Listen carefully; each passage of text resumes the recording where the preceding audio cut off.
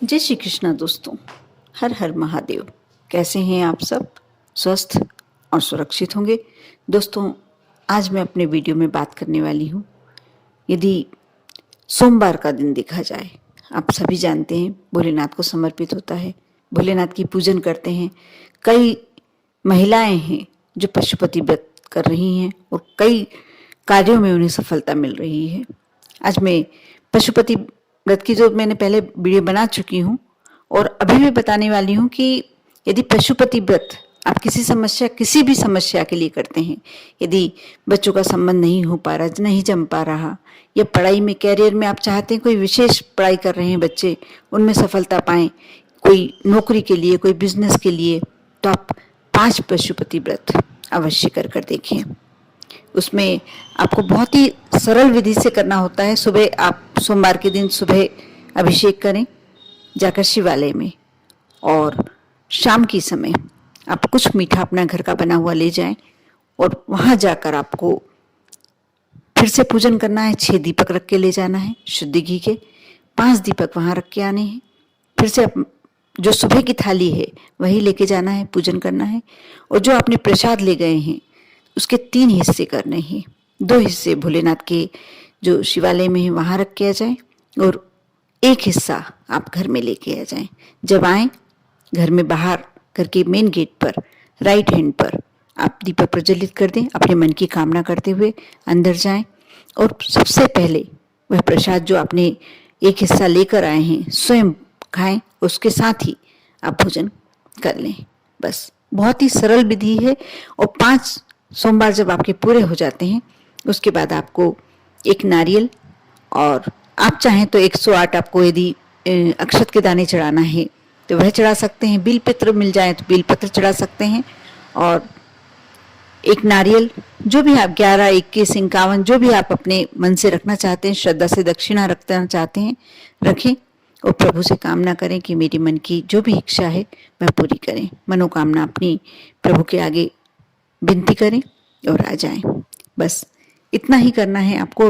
आप देखना, आपकी कैसी भी मनोकामना है, सभी की मनोकामना पूरी हो रही है।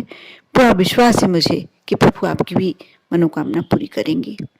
ये तो हुई पशुपति व्रत कैसे करना चाहिए, और पशुपति व्रत करने से हमारे जीवन की सारी समस्याएं, वैसे कहा तो इतना तक जाता है कि भोलेनाथ को यदि आप अपने घर का 1 कलश जल भी समर्पित करते हैं तो उससे भी आपके जीवन के संकट दूर होते चले जाते हैं।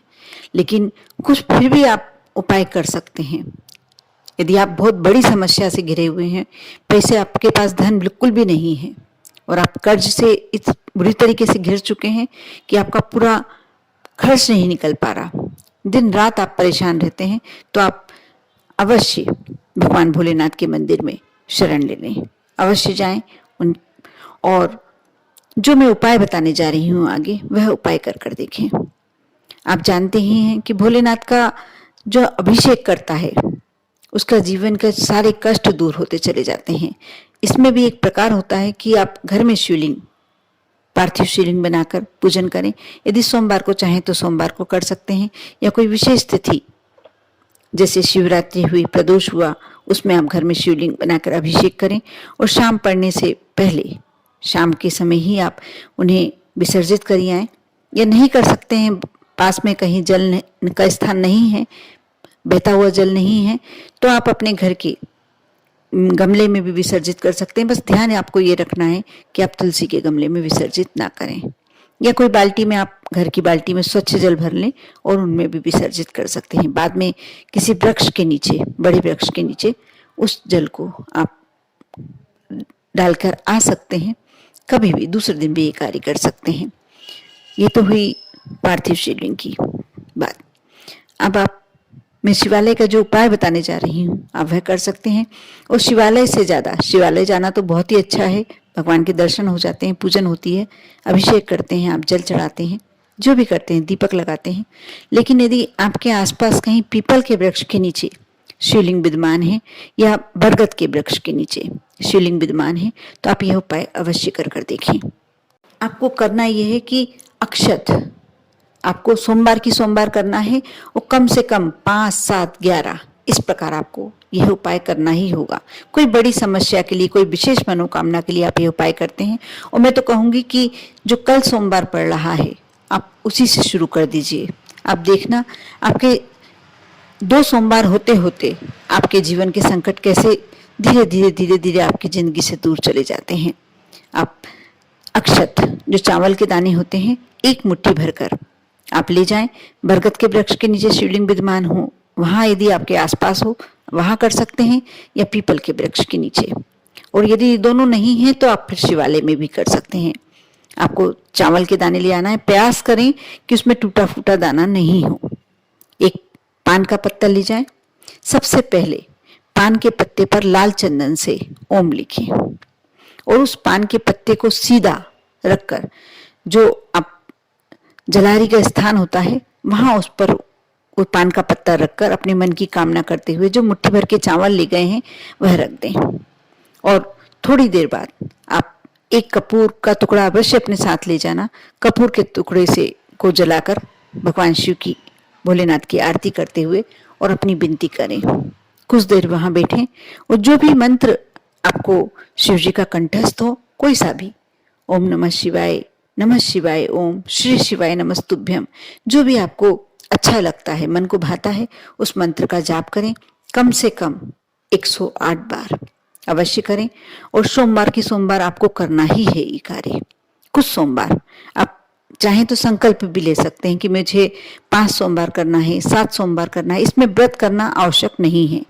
ये जानकारी मैं दे दूं आपको कि अब व्रत जरूरी नहीं है, व्रत करना ही नहीं है। यदि व्रत करते हैं तो बहुत ही श्रेष्ठ होता है, यदि करते रहते हैं तो कोई इसमें परेशानी नहीं है। लेकिन यदि नहीं करना चाहते हैं तो आपको व्रत करना भी जरूरी नहीं है।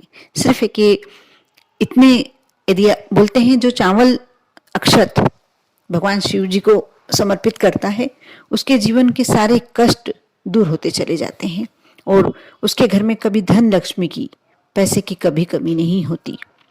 आपने चावल चढ़ा दिए, पान के पत्ते पर चढ़ाए, पान के पत्ते पर आपने चंदन से ओम लिखा और चावल चढ़ाए। आपने कपूर ले आके आरती करी।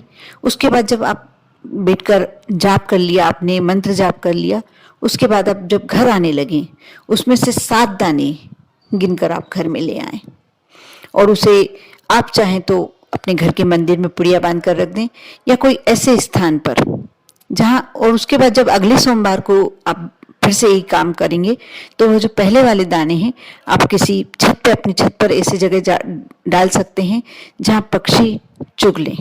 कोई बड़े वृक्ष के नीचे डाल सकते हैं, घर के बाहर भी डाल सकते हैं। बस ये है कि कोई पक्षी या गाय वगैरह खा ले।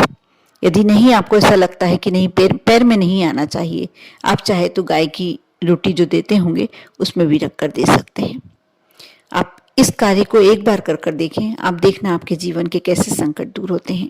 और विश्वास के साथ, यदि ये उपाय आप विश्वास के साथ करते हैं और लगातार आपने 1-2 सोमवार भी करना शुरू कर दिया, लेकिन आपको करना उतने ही सोमवार है जितना आपने मन में सोचा है। ऐसा नहीं कि आपका काम बन गया, 1 सोमवार में ही बन गया, आपके मन की इच्छा पूरी हो गई तो आपने दूसरे सोमवार से बंद कर दिया। आपको लगातार करना ही पड़ेगा और यह बहुत ही अचूक उपाय है। इसे करने के बाद आपके जीवन के संकट अवश्य दूर होंगे। कर कर देखें। विश्वास के साथ करेंगे तो विश्वास के साथ ही आपकी मनोकामना पूर्ण होगी। ओम नमः शिवाय।